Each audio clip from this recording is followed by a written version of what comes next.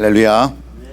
저는 오늘 우리가 함께 교독했던 이 역대상 29장 10절로 19절 말씀을 통해서 은혜 받은 자의 감사라고 하는 그러한 제목으로 말씀 나눌 때, 은혜 받은 자는 도대체 어떤 삶으로 살아가야 할 것인가 한번 깊이 생각하면서 우리가 알 것은 정확히 알고 또 깨달을 건 정확히 깨닫는 저와 여러분 되기를 간절히 원합니다.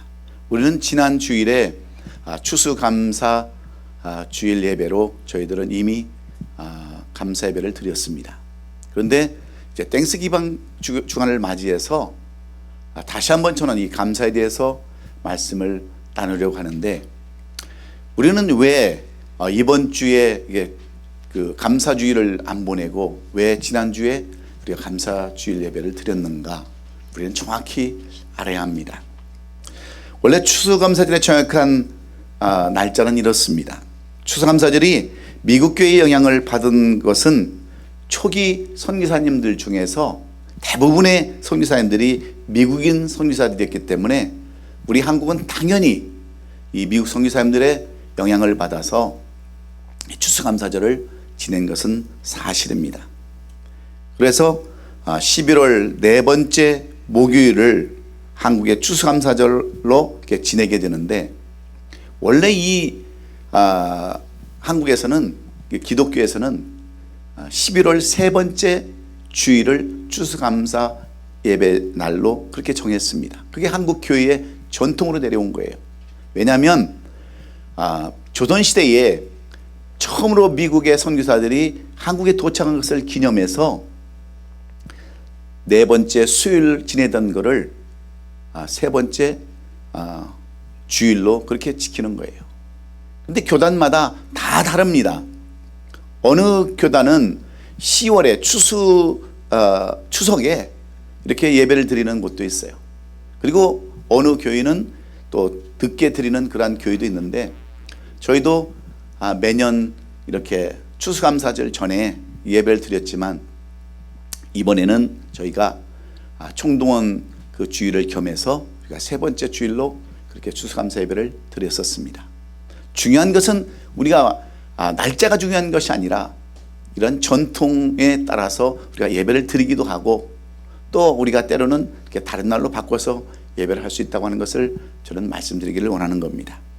그래서 아는 것을 정확히 알아야 되는데, 어느 한 가정에서 사이가 좋지 않은 남편과 아내가 있었습니다.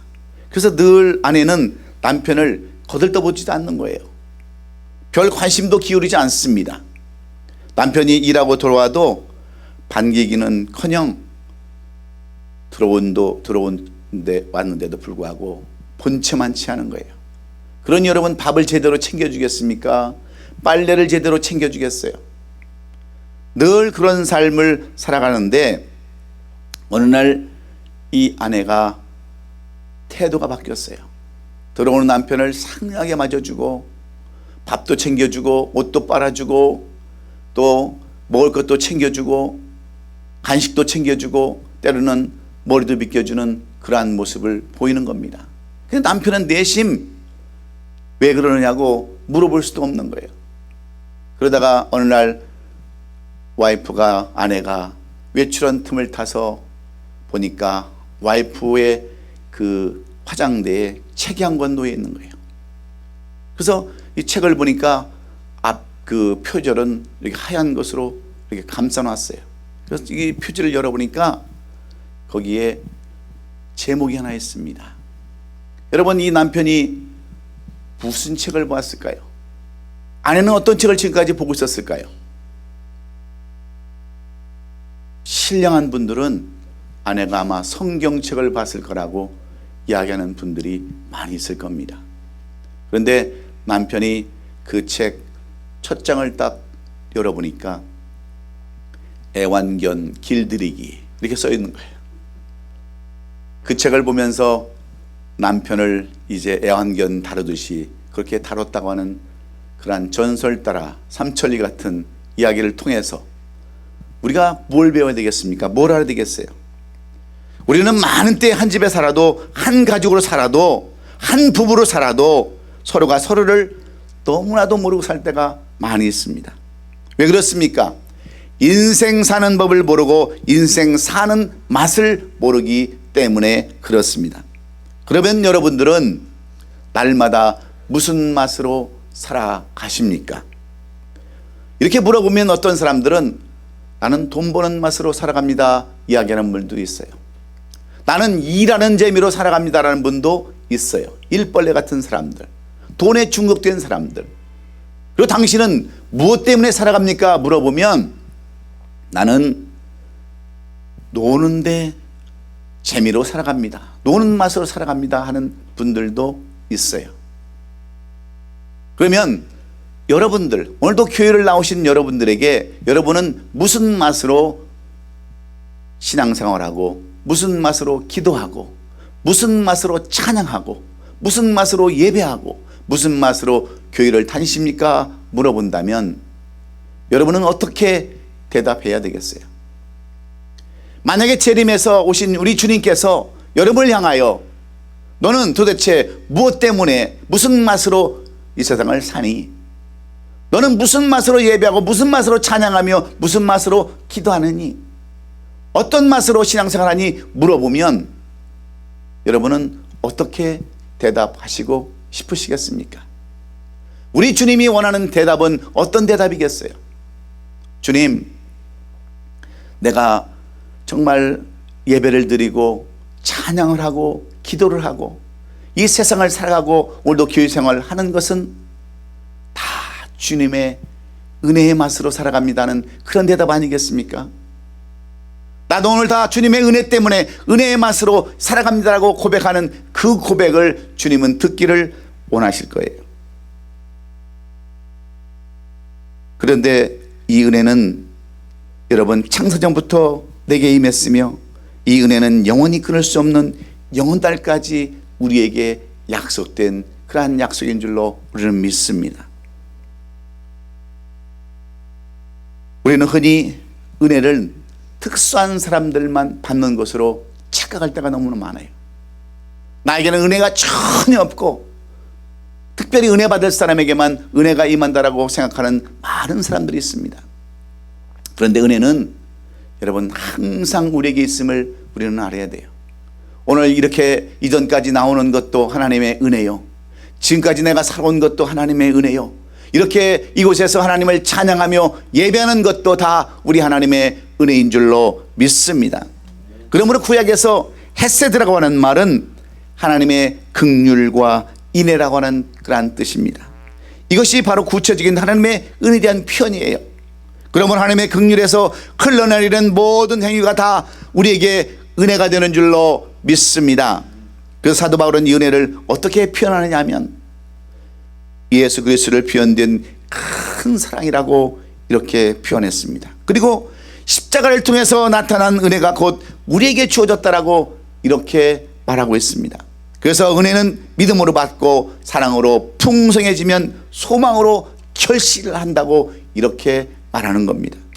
그것이 곧 믿음, 사랑, 소망인데 하나님의 은혜는 오직 믿음으로만 받을 수 있다라고 강조하는 거죠. 내가 사랑함으로 풍성해지고 하나님께 대한 소망을 가지고 그 은혜를 날마다 고백하고 결실하는 것이 바로 은혜이기 때문인 줄로 믿습니다. 그러기에 우리가 산다는 것 자체가 여러분 은혜 아닙니까? 나 같은 죄인 살려주신 그 하나님의 은혜에 여러분 감격하고 산다면 우리는 날마다 은혜 가운데 살아갈 수 있어요. 날마다 감사하며 살아갈 수 있습니다. 나 같은 죄인 살려주신 하나님의 은혜에 감격한다면 하늘을 보나 땅을 보나 온통 세상이 하나님의 은혜로 쌓여있는 것을 우리가 발견하게 되기 때문이죠. 이것도 은혜고 저것도 은혜구나 이렇게 고백하면서 살 수 있는 줄로 믿습니다. 내가 예수와 함께 죽고 예수와 함께 살았다는 이 은혜를 받게 되면 상천지가 다 은혜가 될 수밖에 없어요. 내가 사는 것도 하나님의 은혜요, 나에 주어진 모든 것들이 다 하나님의 은혜이기 때문인 줄로 믿습니다. 그러면 은혜 받은 사람이 나타나는 특징들은 어떤 것일까요? 오늘 이 본문의 말씀은 다윗이 하나님의 전을 지키기 위해서 많은 것들을 준비했을 때, 오늘 본문 우리가 앞절에 보면 29장 9절에 기록된 내용을 보면 이런 내용이 있습니다. 백성들은 자원하여 드렸으므로 기뻐하였으니 곧 그들이 성심으로 여호와께 자원하여 드렸으므로 다윗 왕도 심히 기뻐하니라 하면서 이어서 오늘 본문 10절에 다윗의 감사의 기도를 성경은 기록해 놨습니다. 우리가 잘 알다시피 다윗은 하나님의 법궤가 남의 집 휘장의 아래에 있는 것을 보면서, 그 아래에 방치되어 있는 것을 보면서 가슴 아파했습니다. 사무엘하 7장 2절에 보면 이렇게 써 있지 않습니까? 왕이 다단에게 이르되 볼지어다 나는 백양목궁에 살거늘 하나님의 궤는 휘장 가운데 있도다. 나는 이렇게 아름다운 궁전에서 화롭게 사는데 그 하나님의 그 궤는 남의 집 휘장 아래 이렇게 방치되어 있다고 하는 것을 가슴 아파하면서 다윗은 어떻게든지 하나님의 성전을 지키를 원했습니다. 그래서 그 열심히 그렇게 지키를 원하는데 하나님께서는 이 다윗에게 하나님의 성전 짓는 것을 허락하지 않으셨어요. 그 이유는 너무나 그 손에 피를 많이 묻힌 성결한 사람이 되지 못했기 때문에 그렇습니다. 그래서 역대상 22장에 보면 여호와의 말씀이 내게 임하여 이르시되 너는 심히 많이 피를 흘렸고 크게 전쟁하였느니라. 내가 너 앞에서 땅에 피를 많이 흘렸은즉 내 이름을 위하여 성전을 건축하지 못하리라. 다윗의 간절한 마음은 어떻게든지 자기가 지었던 백양목궁보다 하나님의 전을 더 아름답게 지어서 하나님을 영원롭게 하고 그 궤를 모시기를 원했는데 하나님은 안 된다는 거예요. 여러분, 여기서 우리는 무엇을 알 수 있습니까? 하나님의 전을 세우는 것도 인간의 마음대로 되지 않는다고 하는 거예요. 여러분, 많은 목회자들이 평생 한 번 소원이 무엇인지 아십니까? 아름다운 성전, 자기들만의 아름다운 교회를 짓는 것이 여러분 목회자들의 간절한 소원이에요. 그런데 이 성전도 인간적인 생각이나 인간적인 어떤 계획으로는 안 된다는 거예요. 여러분, 우리 교회는 3번이나 교회를 건축했습니다. 어려운 가운데도 힘든 가운데도 3번이나 교회를 새로 짓고 새로 건축을 했어요. 그것도 하나님의 은혜인 줄로 믿습니다. 다른 사람들은 하고 싶어도 짓고 싶어도 만들고 싶어도 여러분 하나님이 허락하지 않으면 안 되는데 우리는 3번이나 교회를 지었으니까 그것도 하나님의 은혜가 아니고 무엇이겠어요? 그래서 이 다윗은 모든 이스라엘 백성들을 독려를 합니다. 자기 아들 솔로몬에게 그 일을 맡기고 모든 백성들을 이렇게 독려했을 때 많은 백성들이 함께 하였다라고 그랬어요. 이스라엘 모든 백성들이 동원해서 하나님의 성전전 일에 동참하게 되고 협력하게 함으로 모든 백성이 일에 적극적으로 참여하게 된 거예요. 다윗 왕 자신이 지은 왕궁보다 더 화려하고 아름답게 하나님의 전을 건축을 했을 때 모든 백성들이 은혜로 참여했던 것을 다윗을 이렇게 소개하면서 왜 그들이 이렇게 한 마음 한 뜻이 되어가지고 위대한 일을 맡을 수 있는가를 보여주는 내용이 바로 역대상 29장 10절로 19절의 말씀입니다. 그러면 은혜 받은 사람들에게 나타나는 특징은 어떤 것이 있을까요? 특별히 이스라엘 왕 다윗을 통해서 우리에게 주시고자 하시는 하나님의 음성은 여러분 어떤 것입니까? 땡스기빙 주간을 맞이해서 은혜 받은 우리들의 삶은 어떤 삶으로 나타나야 하는가? 이것이 오늘 하나님께서 이 다윗 왕을 통하여 우리에게 보여주시는 교훈의 말씀입니다. 그러면 여러분 은혜 받은 사람에게 어떤 특징이 나타납니까? 첫째는 은혜 받으면 감사가 흘러난다고 하는 사실을 말씀해 주고 있어요. 오늘 본문 13절에 보면 성경은 이렇게 써놨습니다. 우리 하나님이여 이제 우리가 주께 감사하며 주의 영원한 이름을 찬양하나이다. 다윗이 성전 건축을 위해서 모든 예물을 준비하고 하나님께 그 은혜를 감사하고 있는 내용들입니다. 다윗은 성경 가운데서 가장 많이 하나님의 은혜를 감사한 사람이 바로 다윗이죠. 그는 산다는 것 전체가 다 하나님의 은혜였습니다. 그래서 하나님은 께 감사하고 찬양하고 영광을 돌린다고 고백하고 있는데, 그러면 그런 감사가 어디에서 여러분 출발하고 있습니까? 우리 한번 12절을 한번 보시겠습니다. 부와 규가 주께로 말미암고 또 주는 만물의 주제가 되사 손에 권세와 능력이 있사오니 모든 사람을 크게 하심과 강하게 하심이 주의 손에 있나이다 그랬어요. 주의 손에. 모든 것, 다 이 세상 것 다 주의 손에 달렸다고 하는 이 다윗의 고백입니다.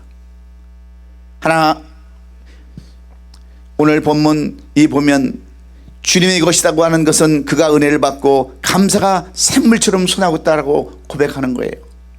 또한 16절에 보면 뭐라고 써 있습니까? 우리 하나님 여호와여, 우리가 주의 거룩한 이름을 위하여 성전을 건축하려고 미리 저축한 이 모든 물건이 다 주의 손에서 왔사오니 다 주의 것이다라고 또한 이렇게 고백합니다. 다윗은 모든 것이 다 주께로부터 받은 것이기에 그것이 은혜인 줄 알았단 말입니다. 부와 권세와 능력, 성전 건축의 모든 물건이 다 주께로부터 온 은혜인 것을 이 다윗은 고백합니다. 사랑하는 성도 여러분, 우리가 사는 이 생명 전체가 다 주께로 온 것임을 여러분 믿으십니까? 그러면 가슴속에 여러분 감사가 흘러나올 것입니다. 여러분 부모님을 보면서 무슨 생각을 여러분 하십니까? 부모를 생각하면서 하나님의 은혜로 우리 저런 부모님을 주셨지, 내가 저런 부모님을 통해서 내가 이 세상에 나왔지 하고 그 은혜를 생각하면 여러분 감사가 나오는 겁니다. 여러분 아내를 보면서 하나님께서 저 아내를 나에게 주셨지 하면서 은혜를 생각하면 아내를 보면 눈물이 나오는 거예요. 남편도 마찬가지입니다. 성도도 마찬가지, 교회도 마찬가지, 직장도 사업도 다 마찬가지입니다.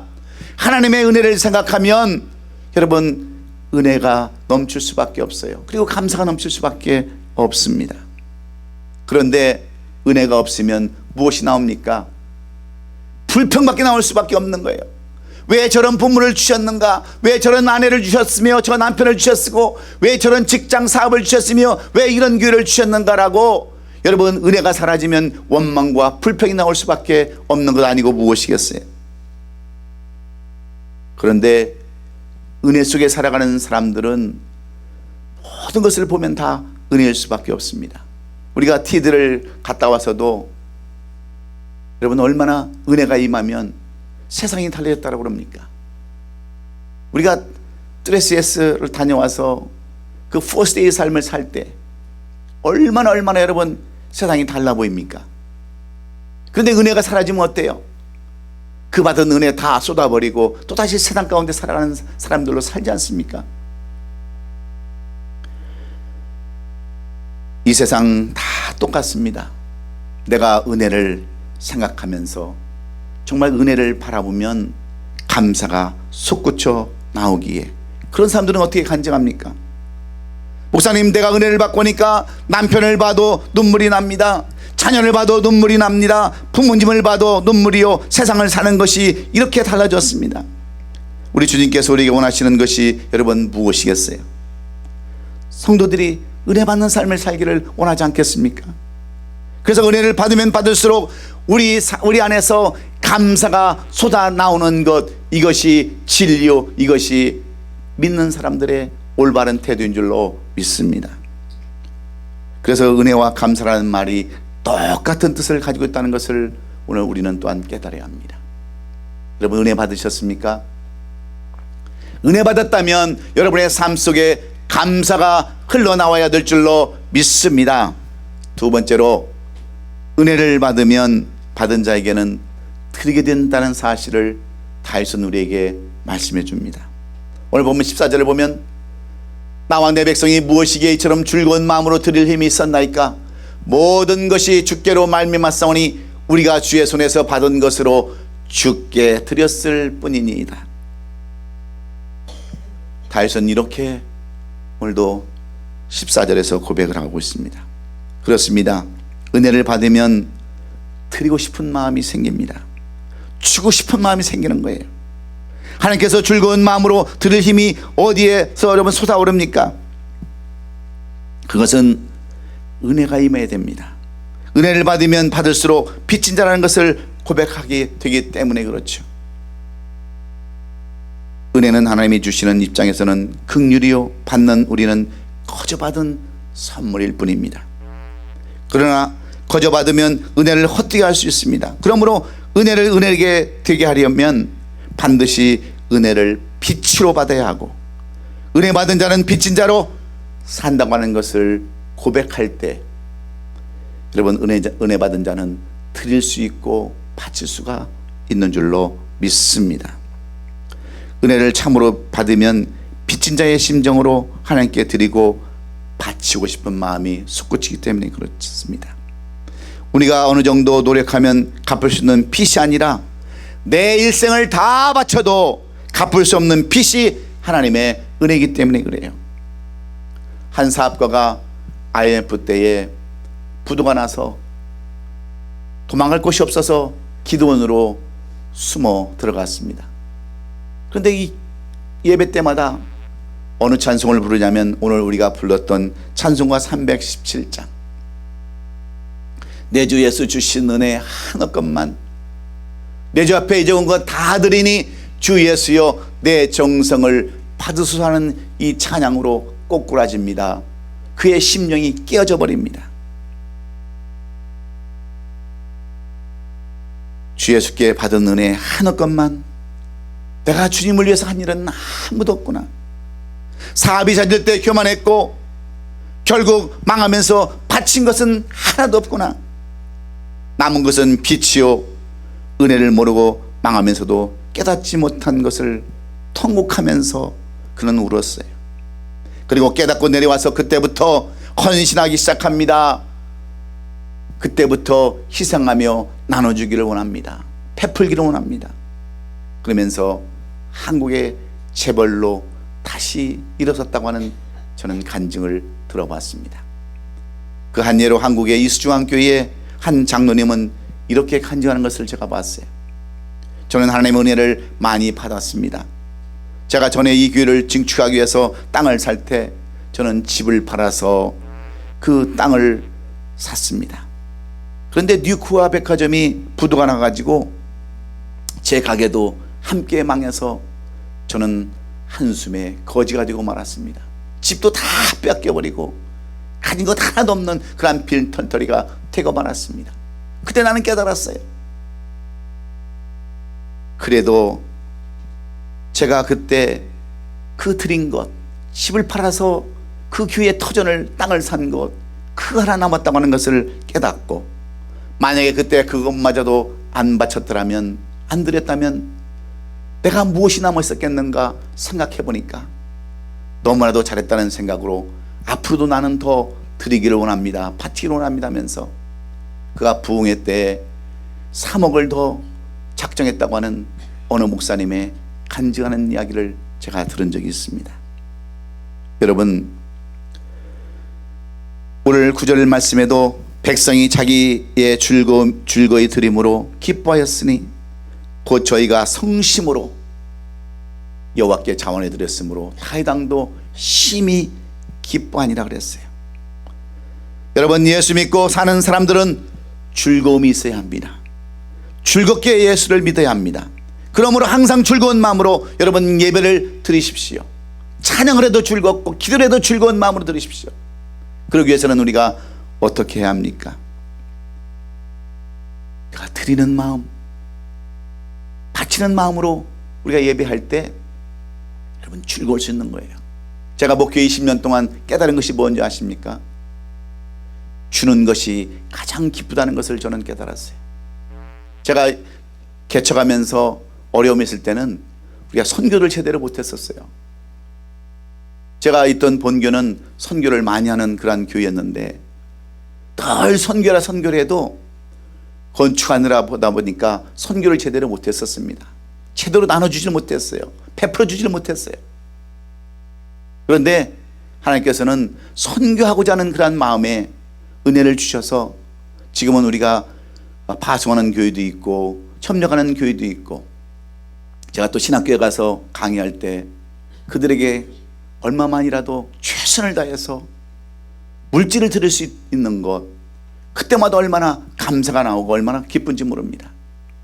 이번에도 우리 함께 사역하는 목사님 가운데 북한 선교하시는 분이 있어요. 그 북한의 장마당에서 꽃제비들, 고아들을 위해서 헌신하는 그 목사님이 이번에도 거기 들어가시는데, 우리가 정말 최선을 다해서 정성을 다해서 그들에게 여러분 물건을 준비하고 선물을 준비했어요. 목사님 카톡으로 연락이 왔어요. 목사님 너무나도 감사합니다. 그 아이들을 생각할 때마다 저는 눈물이 나요. 줄 수 있다고 하는 것이 이렇게 얼마나 행복한지 저는 알 수 없습니다라고 저에게 카톡을 보내왔어요. 여러분, 그렇습니다. 은혜 받은 사람은 베풀고 나누고 꾸어주는 것, 베푸는 것, 이것이 기쁨인 줄로 믿습니다. 그래서 여러분, 항상 즐겁게 사는 남편이 누굽니까? 아내에게 무엇인가를 주려고 하는 남편은 즐거운 거예요. 즐겁게 사는 아내는 남편을 향해서 헌신하고 무엇인가 여러분 사랑으로 봉사하는 아내는 그 마음이 즐거운 겁니다. 회사도 마찬가지예요. 교회도 마찬가지입니다. 뭔가를 주려고 하고 뭔가를 나눠주려고 그러고 뭔가를 꾸어주려고 그러고 뭔가를 쉐어하고 싶은 사람들은 항상 즐거운 마음이 있을 수밖에 없기에, 여러분 감사에 인색하지 마시기를 주의 이름으로 축원합니다. 감사의 적극적인 삶을 살아가는 저와 여러분이 될 수 있기를 주의 이름으로 축원합니다. 은혜 있는 사람은 베풀기 때문에 그래요. 그리고 은혜를 받으면 겸손해진다고 다윗은 고백합니다. 받아진다는 거죠. 오늘 본문 15절에 보면 우리는 우리 조상들과 같이 주님 앞에서 이방 나그네와 거리민들이라 사당에 있는 날이 그림자 같아서 희망이 없나이다, 이렇게 고백합니다. 무슨 말입니까? 은혜를 받으면 받을수록 나는 나그네다, 나는 거리민 것 같다라고 이렇게 고백할 수밖에 없다고 하는 겁니다. 은혜를 받고 보면 인생은 나그네요, 모든 것이 내 것이 아니요 그림자처럼 사라질 것임을 알게 되기 때문에 그렇습니다. 은혜를 모르면 모든 것이 다 내 것처럼 보이죠. 은혜를 모르면 다 내 것이 내 것 같고 남의 것도 내 것처럼 보이지만, 은혜를 받으면 나는 나그네다, 다 놓고 갈 수밖에 없는 그러한 거리민 것 같은 사람이다, 잠시 빌려 사는 사람이다라고 그렇게 고백할 수밖에 없다고 하는 것이 여러분 오늘 다윗이 우리에게 보여주는 그러한 삶 아닙니까? 우리의 인생 100살도 겨우 못 사는 그러한 짧은 인생, 그런 인생인데 내가 사는 동안은 은혜로 살아야지, 이렇게 고백하면서 사는 것이 은혜 받은 사람들의 모습입니다. 우리가 곰곰이 생각해 보면요, 이 세상에 어떤 것도 내 것은 아무것도 없어요. 모두 주께서 우리에게 주신 은혜를 따라서 얼마 동안만 위탁받은 것들을 가지고 살 뿐이에요. 여러분들이 집을 많이 가지고 있다고 그래서, 차를 가지고 있다고 그래서, 여러 가지 좋은 것들을 가지고 있다고 그래서 다 여러분의 것이 아닙니다. 많은 돈을 가졌다고 해서 내 것이 아니에요. 내가 쓴 것만 내 것인 줄로 믿습니다. 그래서 미국의 유명한 베스트셀러 책 가운데서 유명한 책이 하나 있는데 그 책 이름이 무엇인 줄 아십니까? 다 쓰고 죽자라는 말이에요. 다 쓰고 죽자. 그게 책 이름이에요. 쓰고 남는, 쓴 것만 내 것인 거예요. 쓴 것만. 어느 할머니는 무려 130억을 모아놨답니다. 그런데 그 할머니가 130억을 모아놓고 아무것도 안 했으면 그 돈이 누구 것이 되겠어요? 결국 자녀들 재산 싸움 때문에 자녀들만 파탄시키는 거죠. 여러분, 그 돈 결국 친척들하고 왼수지게 만드는 그 돈일 뿐입니다. 그런데 그 돈을 어디다 씁니까? 대학교 장학금으로 온 돈을 다 여러분 기탁하고 돌아가셨다면 그 할머니는 잘 산 거예요. 여러분, 남겨놓고 죽으면 누구 좋은 일 하겠어요? 있는 동안 쓰세요. 다 하나님 것인데 뭘 그걸 붙잡고 그렇게 애지중지하면서 여러분 살아가십니까? 성경은 그래서 우리에게 말합니다. 그림자 같아서 머무름이 없나이다. 생각해보면 돈도 멍해도 다 떠나가고 몸도 세월도 다 가게 돼 있어요. 다 지나갑니다. 머무림이라는 것은 없어요. 그래서 돈은 돌고 돌기 때문에 돈이라고 부르지 않습니까? 사랑하는 성도 여러분, 우리는 언젠가는 다 하나님 앞에 돌아갈 사람들입니다. 여러분이나 저나 다 나그라는 것을 여러분 잊지 마십시오. 이 세상에 아무것도 가져온 것이 없음에 아무것도 가지고 갈 수 없는 공수의 인생이 바로 우리의 인생이라는 것을 우리는 잊지 말아야 합니다.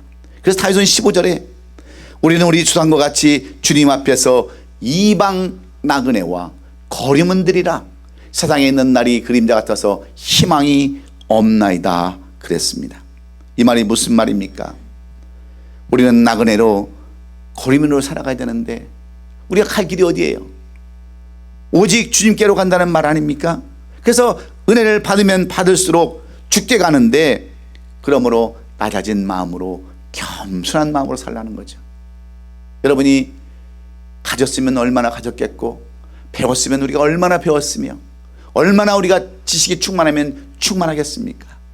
중요한 것은 내가 이 감사의 계절에 낮아지고 겸손함으로 인해서 은혜를 많은 사람에게 끼치는 저와 여러분 될 수 있기를 다시 한번 주의 이름으로 축원합니다. 마지막으로 은혜 받은 자는 어떻게 살아야 되는가? 은혜 받은 자는 진실하게 살아야 한다라고 다윗은 우리에게 교훈해 주고 있어요. 17절에 보시면 나의 하나님이여 주께서 마음을 감찰하시고 정직을 기뻐하신 줄을 내가 아나이다. 내가 정직한 마음으로 이 모든 것을 주께 드렸사오며 이제 내가 또한 또 여기 있는 주의 백성이 주께 자원해 드린 것을 보니 심히 기쁘도소이다. 다윗은 자신도 하나님 앞에 즐거이 드렸고 백성들도 즐거이 드리는 것을 보면서 이렇게 고백하는 거예요. 그것은 하나님께서 정직한 마음을 보시기 때문에 정직한 마음의 피요는 헌물로 드려지게 된다고 하는 것을 이야기하는 겁니다. 하나님 앞에 정직한 마음이 헌물로 고백되는 거예요. 그래서 예수님은 물질로 가장 정직한 사람이 누군가를 여러분 시험하지 않습니까? 왜 물질에서 정직한 사람이 진정으로 정직한 사람이기 때문에 그렇습니다. 그러므로 가장 신실한 그리스도인은 하나님 앞에서 물질로 진실한 사람이기에 예수님께서 어느 날 성전에 가셔서 헌금궤 옆에 앉아 계시면서 제자들에게 하는 말씀이 있었습니다. 많은 사람들 부자가 와서 거기다가 많은 돈을 집어넣습니다. 그런데 한 과부가 두랩돈 2입을 거기다 넣는 것을 보시고 예수님께서 제자들에게 하시는 말씀이 어떤 말씀이었습니까? 얘들아 한번 보아라. 누가 더 많은 돈을 집어넣느냐? 부자는 풍족한 가운데 드렸거니와 이 과부야말로 구차한 중에서 생활비 전부를 다 넣었다. 이렇게 말씀해요. 예수님은 가난한 과부에게서 진실한 마음을 보았기 때문에 그렇습니다. 여러분, 그래서 우리가 드리는 것도 헌물하는 것도 헌금도 여러분 진실함이 있어야 된다는 것을 우리에게 교훈해 주는 겁니다. 남의 것을 착복하고 남의 것을 띄어먹고 안 내는 것, 이거 진실한 거 아니에요. 특별히 여러분 우리 그리스도인들은 세금을 잘 내야 됩니다. 내가 받은 것에 대해서 번 것에 대한 세금을 정확히 내야 돼요. 저는 그때 오래전에 92년도에 그 4.19 폭동을 보면서 제가 깨달은 게 있습니다. 제가 아는 지인이 그 사우스 센트럴 그 험한 지역에서 옷가게를 하고 있었는데 그만 홀라당 불에 탔어요. 막 흑인들이 와가지고 다 모든 물건을 훔쳐가고 다 불까지 질러서 하루아침에 그냥 다 망해버리고 말았습니다. 그런데 문제가 뭐냐? 세금을 제대로 안 냈어요. 다 현찰 장사하기 때문에 세금 보고를 안 해가지고 나중에 그 정부에서 혜택을 주려고 해도 혜택을 줄 수가 없는 거예요. 근거가 없으니까. 제가 그때 깨달았어요. 진실하게 정직하게 하셨던 분들은 전부 다 휘말하는 곳에서 다 여러분 융자받고 보조금 받고 다 다시 일어날 수 있었지만 정직하지 못했던 그분들은 얼마나 힘들고 여러분 애타는 삶을 살았는지 저는 그때 똑똑히 봤어요. 그래서 우리의 삶이 여러분 진실해야 되는 거예요. 하루를 살아도 정직하게 살고 하루를 살아도 깨끗하게 살고 그래야 하나님의 은혜가 더욱더 임하게 될 줄로 믿습니다. 그러므로 가장 큰 정직은 하나님 앞에서 우리가 물질로 고백하는 겁니다. 하나님 앞에 우리는 은혜 받아 감사하고 하나님 앞에 바치는 즐거움을 얻고 인생 다 그래됨을 알고 하나님 앞에 정직한 심령이 될 때 우리는 그런 사람을 은혜 받은 사람이라 이렇게 말하는 겁니다. 이제 땡스기빙 그 주간에 여러분들은 이 땡스기빙 주간을 어떻게 살기를 원하십니까? 감사 계절에 우리가 다시 한번 생각해 볼 귀한 진리는 오늘 본문에 나오는 다윗이 이 시대를 살아가는 우리들에게 은혜 받은 자의 감사의 태도는 어떤 것인가? 은혜 받으면 먼저 감사가 흘러나와야 되고 은혜 받으면 먼저 드리는 삶을 살게 되고 은혜 받으면 먼저 겸손해지고 은혜 받으면 진실하게 사는 삶을 다윗은 우리에게 보여주기를 원하고 있습니다. 이제 말씀을 정리합니다. 우리가 말씀을 받았으면 받은 것으로 끝나는 것이 아니라 우리의 삶에 적용하고 우리의 삶 가운데 그 말씀대로 살아가기를 원해야 되는데 여러분들은 어떻습니까? 은혜 받으셨습니까? 하나님이 주시는 은혜를 여러분 거저 받았으면 우리는 어떤 삶을 살아가야 돼요? 늘 이제는 갚는 삶, 감사하는 삶으로 여러분의 일생을 바꾸는 2019년도 감사주간이 될 수 있는 우리 성도들이 되시기를 주의 이름으로 축원합니다. 2019년도 감사주간을 맞이해서 우리는 드리는 삶을 사는 저와 여러분 되시기를 주의 이름으로 축원합니다. 그리고 겸손해지십시오. 낮아지십시오. 그리고 정직하게 살아갈 때 많은 사람들이 우리를 보고 정말 은혜 받은 사람이라고 주의 은혜를 듬뿍받은 사람이라고 나도 은혜를 받아야 되겠다라고 결단하면서 그들도 우리와 함께 한 공동체로 주님을 받아들이고 싶은 그러한 마음으로 살아가는 귀한 전도자의 삶을 저는 살게 될 줄로 믿습니다. 감사주간에 여러분 감사하면서 드리는 삶을 살면서 겸손하고 진실하게 이 감사주간 함께 이웃과 함께 나누는 우리 아름다운 교회 성도들이 될 수 있기를 예수님의 이름으로 축원합니다. 기도하겠습니다.